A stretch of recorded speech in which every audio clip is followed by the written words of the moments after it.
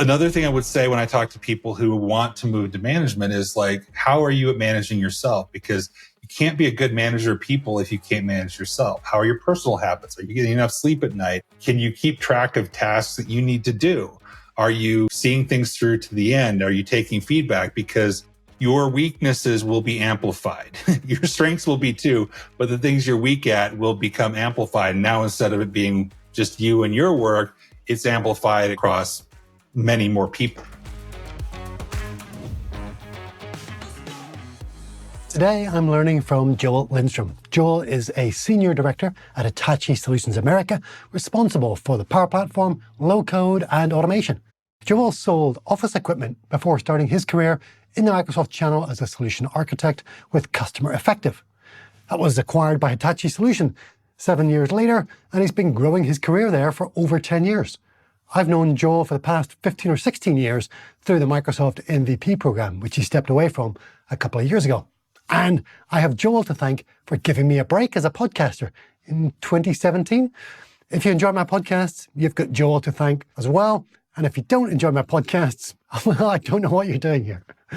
Our conversation today focuses on the transition from being an individual contributor to becoming a leader. It's not just your leadership and your managerial skills that Joel thinks you need. It's the why. Why do you want to be a leader? Joel also asks, can you manage yourself? Suggesting that you need to be able to oversee your time, your own health, and your mindset before you can lead others. Compared to your role as an individual contributor, leaders often have calendars filled with meetings, and they often need to be available to deal with urgent issues.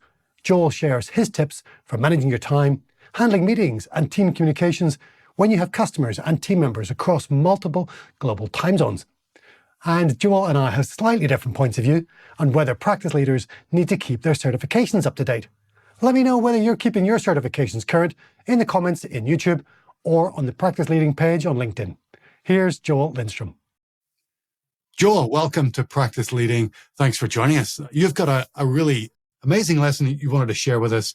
I'd love you to touch on your topic and introduce your leadership lesson to the Practice Leading audience.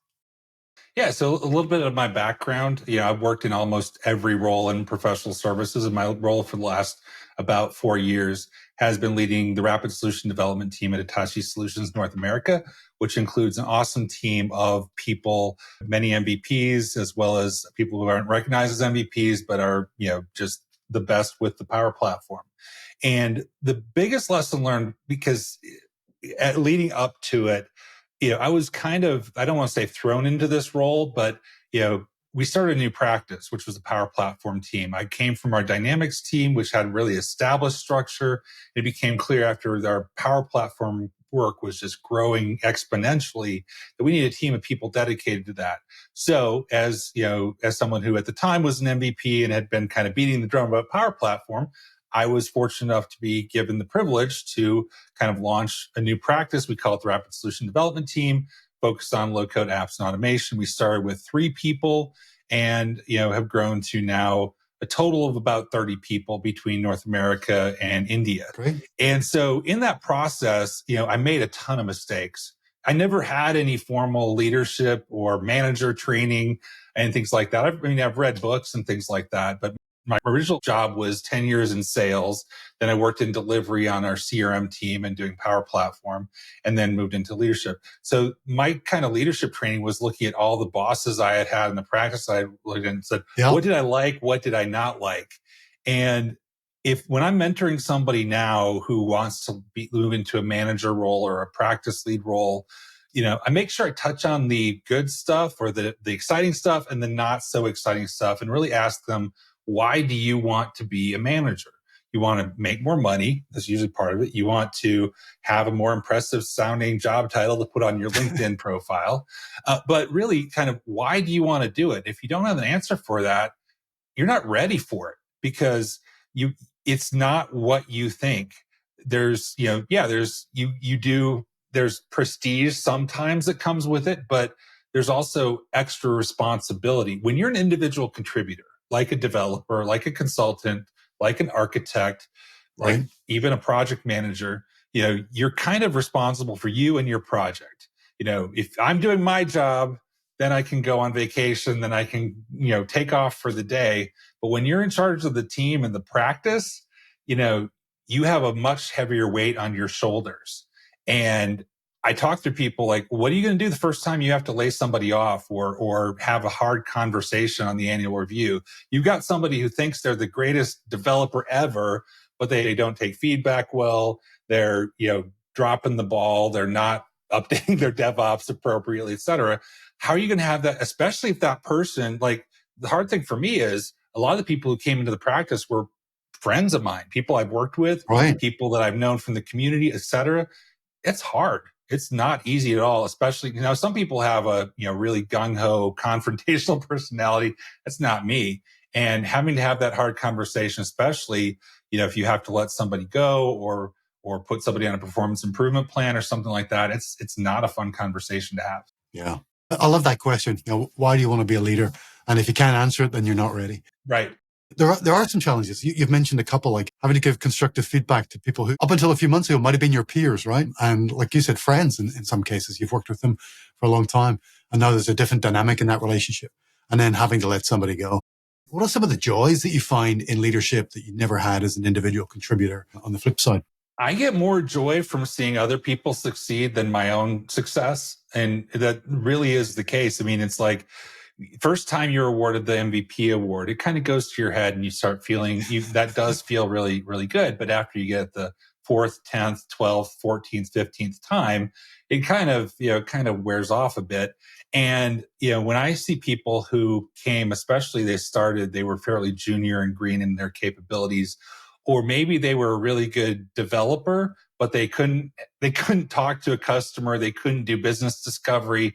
And now they're confidently leading that, having hard conversations with customers, confidently giving them recommendations. They're getting promoted. I've had people who were on my team as a manager who are now have a higher level position than I do in my current organization. And I love that. Awesome. Because they've really blossomed and they've grown and kind of fulfilled their full potential. I've seen people who were frankly struggling, and after working with them and coaching them through some, hard projects, now they're leaders. Now they're leading customer decisions. Now they're being proactive. They're looking ahead and strong in the areas in which they frankly weren't. When I talk about learning lessons from other managers I've had or other teams I've led, the self-serving manager who was only worried about his or her bonus and wasn't really invested in the success of their team, or the manager who would be offended when somebody got recognition on their team, it wasn't them. I hated that when I had that experience myself. And so even if somebody wants to leave my team and go work someplace else, I want to be able to still be cordial with them. And if that leads to their greater success, I'm happy for them. Yeah. In an ideal world, a manager's or a leader's bonus would be tied to the success of their team, but sometimes those incentives aren't quite aligned. And you do get some strange behaviors where, kind of counter-cultural behaviors from leaders trying to make a number. I mean, I've got people that had twice as many people attend their Power Platform conference sessions than came to my sessions. And you know what? I'm perfectly happy for them. I wouldn't want to speak in a room with 1,000 people myself. So, better them than me. Yeah. Sometimes we see external recognition, like an MVP award, right? It could be granted to a member of your team. What do you do in your role to recognize people internally? Do you have a similar kind of awards? We can't just hand out promotion like candy, but what other ways do you go about recognizing people who've done a great job or achieved a significant milestone in their career in your team? So I think there's a couple of things. Our company does have an annual internal awards. That means a lot, especially when it's your peers are nominating you for that. Right. But when we have a customer that gives positive feedback, I send that out to the team. And one of the things I do every Monday, we have team meetings, but I found with a dispersed team, it's hard to get everybody in a meeting. Everybody will have different time zones and will have conflicts for that meeting. So I try to send a Monday morning message, you record a short video or send an update on Teams and call out those people that have gotten kudos from customers Right. or just done something really, really good. And there's a book I recommend called Punished by Reward. I don't remember the person who wrote it, but it illustrates how reward systems and bonus plans and things like that can actually be counterproductive, especially when there's a monetary. Now, I'm a firm believer in you should reward people for work that they do, but a sincere kudos, well placed, goes a long way to recognizing people for what they are doing. Yeah. And, to me, I think, the boss saying that is good, but I find it's more meaningful when one of my peers says it about me because, I'm kind of I have to say nice things about the team. But when your colleague says it, that also to me has the benefit of creating a atmosphere within our team of people helping each other, people looking out for each other, people noticing each other, not just everybody being in a self-serving mode. Yeah, I love that idea. In fact, a friend of mine, he works for a big mining company here in Australia. They got tens of thousands of employees, and they've got an internal, I don't know what, it's like a frequent flyer points system. So everybody gets a bundle of points, and your job is to give those away to people who've done a great job. So you're recognizing your coworkers. And so he's bought a new coffee machine with the thank you points he's accumulated, and he loves it. Like it's a real pride of place on his kitchen countertop is the coffee machine. Like he could have bought one, but having earned enough thank you points from his coworkers to buy one meant so much more to him. So I love that idea of making sure you give lots of kudos to your coworkers. Do you have a thank you points scheme inside Hitachi? I don't, but maybe we should. I've worked for other companies that have done that in the past. Yeah. I think people like me might misuse that and just make a pact with our colleagues to like, hey, give me a bunch of thank you points so I can get some stuff here. So I really need a new coffee machine. Exactly. I read a survey recently. Well, it was an experiment where individual contributors in an organization were given a chance at a leadership role. I think it was a 3-month rotation, and you could take on a management role. They give you a little bit of training, like a day's training, not too much, but they thrust you into this job for a few months. And at the end of it, you had the option of stepping back into an individual contributor role or continuing on, getting some further training and furthering your career as a manager. And 3/4 of the people after a 3-month management role said, nope, not for me. I'm gonna step back into an IC role. Mm-hmm. I can believe that. Yeah. Yeah, because one of the things as well is not just the parts I've talked about before, but if a fire breaks out with one of your team's projects or something like that, it's on you ultimately. Things roll up to the practice lead and you have to step in. Even if your day is already full, if you have a day full of meetings, you have to make time to make that a priority. And I think that's the kind of thing that it's just different than if you're an individual contributor. If you're working in one project, focused on one customer, you'll have stress. But the plate spinning, the guy at the circus keeping all the plates spinning is really kind of what it feels like, because there's an unpredictability to it and you schedule your days. But I don't know how often my day, I plan it to be this and it turns into spending on time on that. And then that thing that I was going to do, such as write a contract for somebody or review something, I still have to do that. It's just squeezing that out of that. So I think that's a good idea. And I'm a big fan of try it before you buy it. In other words, before I recommend somebody to be promoted to the next step up, I want to give them the chance to be able to do those things beforehand, because how do you know you're good at it? Right. I had been promoted to roles that I hated, and it's not a good fit for the company. Yeah. It's not a good fit for you either. It puts a lot of stress on you, and you're like, I thought I would like this, but I really don't. So what that looks like is, as somebody who's not in a leadership or management role, leading an initiative and taking ownership, showing you can do that. Giving them the power to delegate to others and see an initiative through to the end. And while it's not that role, it gives them a chance to kind of try it on, say, do you like that? And you're right. Afterwards, somebody might say, you know what? I think I'll just stay as an individual contributor. I can rule my domain here and be happy doing this. I know I could do that if I wanted to, maybe down the road. And that was part with I had some personal challenges, with my spouse's health around 2012 that, again, at that time I was thinking, hey, I should make a career change. But I thought, you know what, with all this going on, I really can't do it right now. So I put that off for about 3-4 years. And then I was able to more fully, fill that role. And it would have been a terrible fit at the time if I had originally followed that. But you see your colleagues or that guy that got hired at the same time you do, you see them getting promoted and advancing, and you feel like, what's wrong with me? I should be doing that. And that's where taking the longer view is good. Yeah, you don't want to stagnate in your current role, but you have to be realistic with, okay, you got a lot of young kids. You have to take them to school every morning and things like that. Is this really, do you need this additional stress at this point? Or could you put it off or work towards that? Or maybe find another way or another career path to advance and then be able to still achieve that goal. One of the things that struck me there, you were talking about managing an initiative. Is there a difference, do you think, between a manager of things, of projects, of marketing campaigns, of methodologies, and a leader who's got a people management responsibility? Do you make a distinction between those two styles or two types of management? In my world, there is, because if you're a manager of a project, even a large project, you have a more defined universe for which you're overseeing.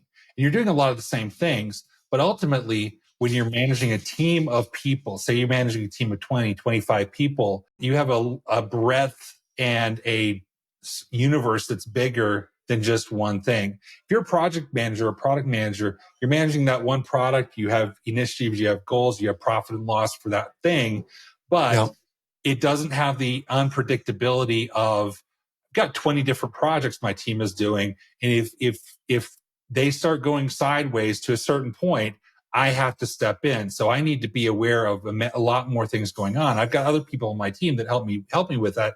But ultimately, I need to be able to answer for that. And when there's things that get escalated to a higher level, I'm expected to know kind of what's going on, as well as be kind of advising them on how to bring it back to green, if you will. But I think if you looked at those, there'd be unique stresses to either one. I think it's just the unpredictable factor is higher with something like a practice lead. Yeah, true. I also find that the managing a project, there's a lot more in my control. There's tasks and there's things that need to get done. There's reports that need to get generated. And of course, there's a few meetings. But when you're leading people, that's when the really difficult conversations come up. And I find that those aspects a lot more challenging than just leading a thing, running a thing, is looking after somebody. Right. The temptation for a practice lead is, whatever's the hottest fire gets all your attention. That one project that is, that is having the most problems. But when then there's these other things that were, imagine things on fire, the smoke is starting to rise over here, but you don't see that because you're so focused on the inferno happening over here that then that becomes a problem. So it's kind of being able to handle that. Another thing I would say when I talk to people who want to move to management is like, how are you at managing yourself? Because you can't be a good manager of people if you can't manage yourself. Ooh. How are your personal habits? Are you getting enough sleep at night? Can you keep track of tasks that you need to do?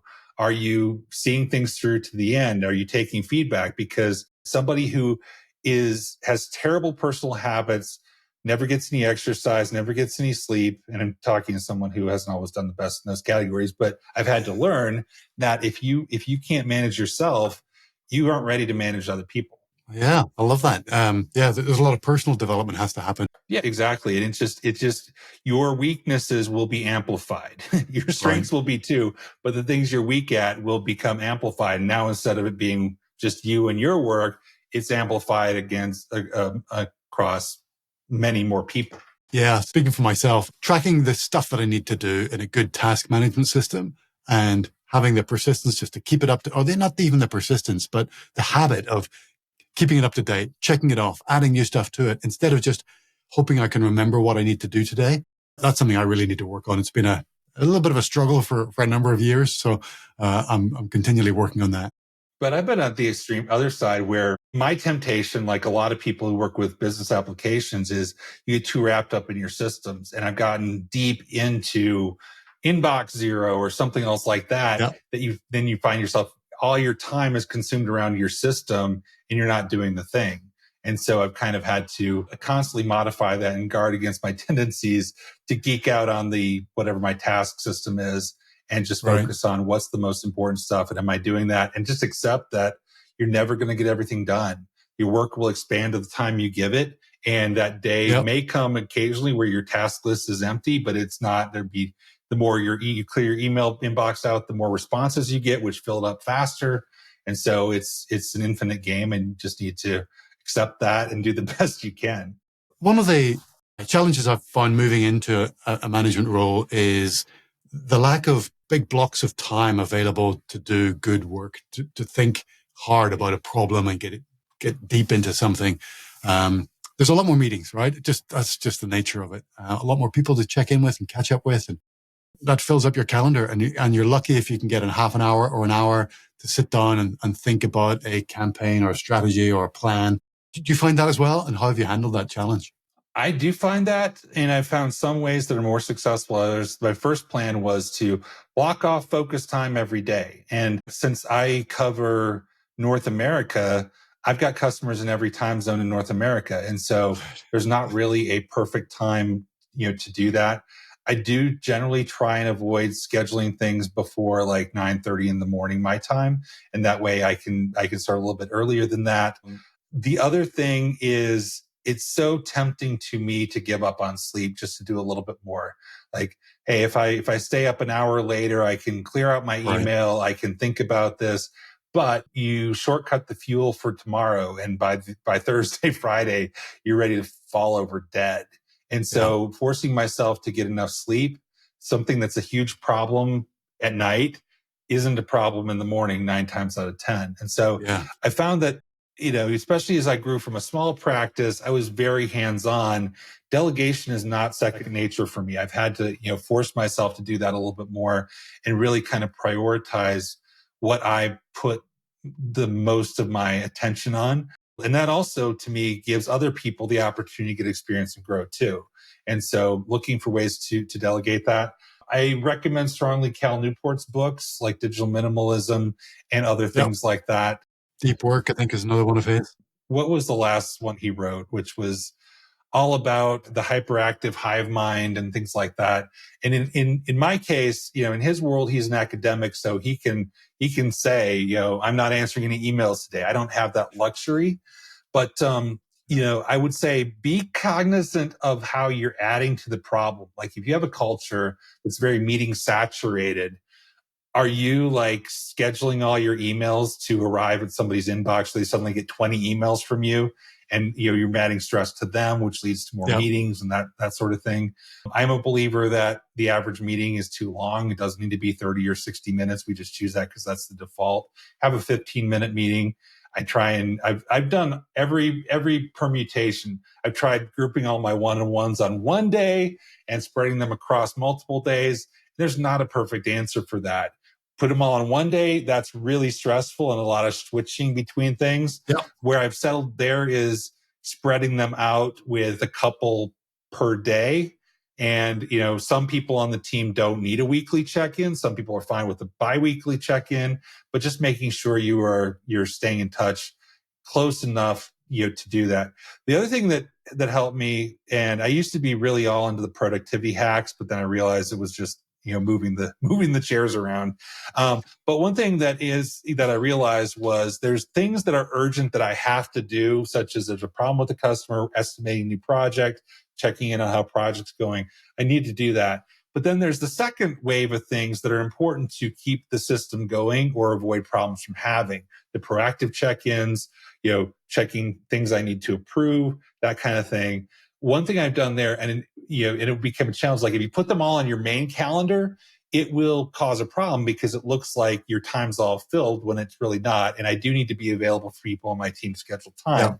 But I create a secondary calendar for the things to remember because I don't like to put those on the task list because they're not really tasks. They're things I just need to do on a regular basis. So I have an approval list I need to check probably every other day. So by creating another calendar that I display in Outlook along with my main one, I can have a reminder to say, check the approval list or, do these 5-6 other things, the proactive things like, hey, record the message I'm going to send the team on Monday. That again, that way doesn't fill up my calendar. And that way then try to get ahead on those things. So like it's Thursday, I should be planning, what am I going to say in my message to the team, and I have to give an update to my management on Monday. So I don't want to wait till wait and then be thinking about it on Sunday or Monday morning. I want to do that at the end of the week.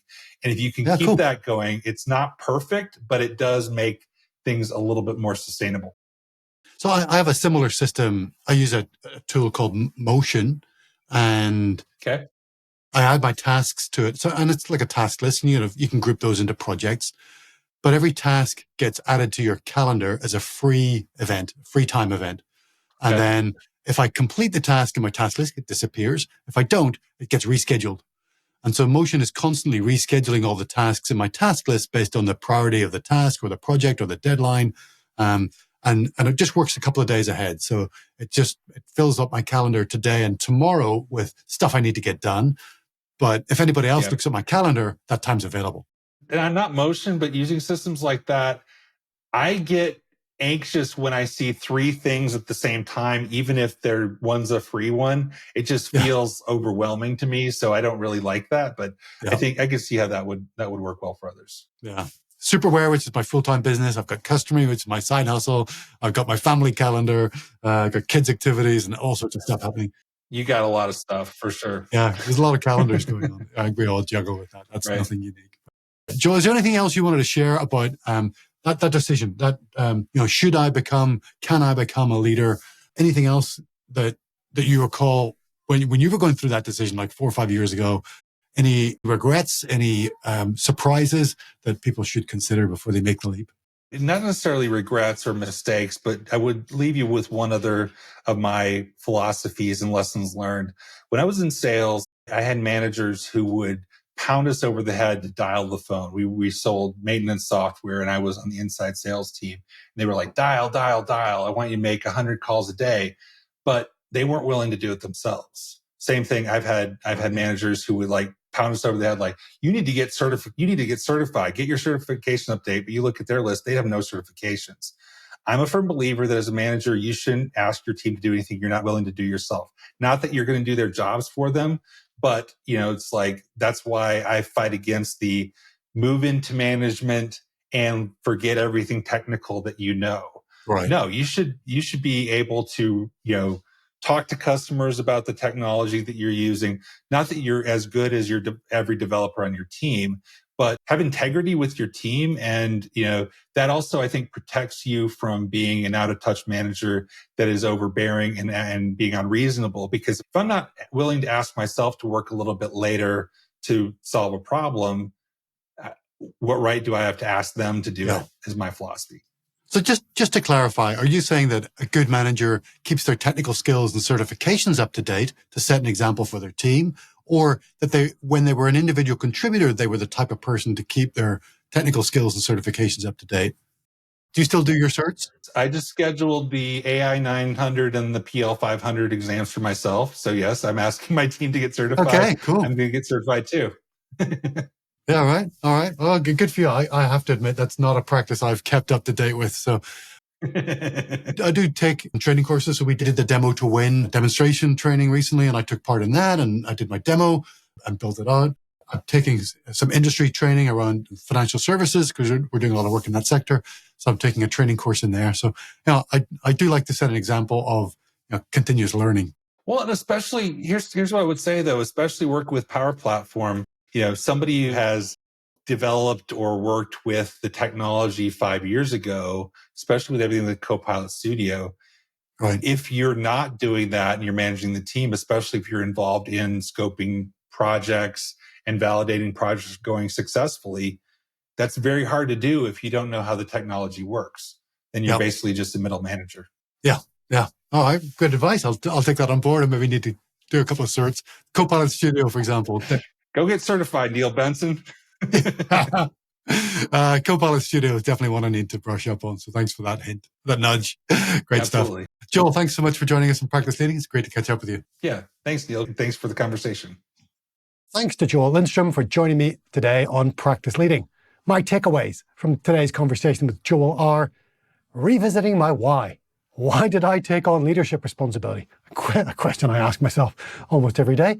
And I'm going to help others find their why as I support their promotion into a leadership opportunity and try and find a temporary opportunity for them so we can both assess whether leadership is the right move for their career. I'm going to read and reread some of Cal Newport's books on digital minimalism and deep work and continue to find some ways of optimizing my time. There are links in the episode description to both of those books.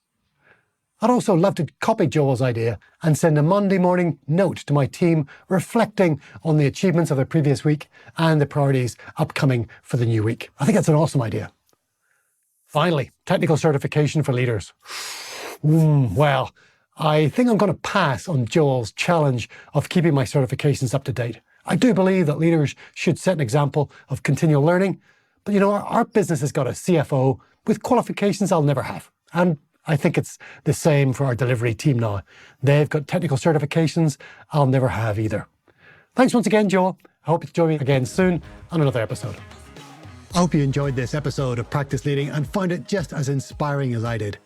Who would you like to hear from on a future episode? What leadership topic would you like to learn more about to help you scale your Microsoft practice? Send me a LinkedIn message and let me know. Your feedback helps me create the show that you find most useful. Until then, keep experimenting.